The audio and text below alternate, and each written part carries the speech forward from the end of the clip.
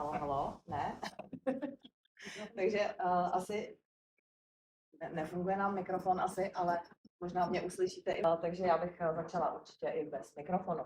Nefunguje nám ani to vzdálené vlastně posouvání prezentace, takže chviličku vždycky budu takhle u toho stolku asi blíž. Pozvánce nebo na tom programu bylo uváděné, že Jitka Denton módní návrhářka.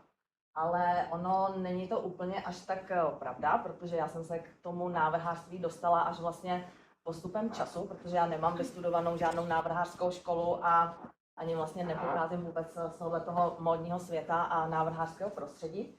Takový, že někdo se bojí murény, jo, někdo z toho opravdu má strach, jakože tak vypadá jako strašidelně a tak, ale já jsem v ní viděla ten nádherný vzor a já jsem prostě věděla, že tohleto musí být můj první vzor, pokud udělám nějaký plavky. Takže je to i fotka, která byla tady vystavená shodou okolností před 2 lety.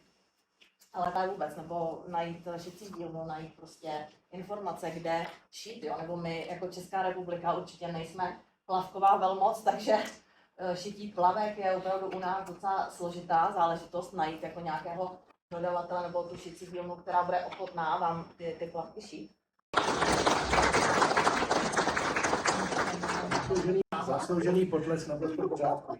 Já děkuji za ojedinělou přednášku, která ještě tady na Bafo nikdy v životě nebyla. Děkuji.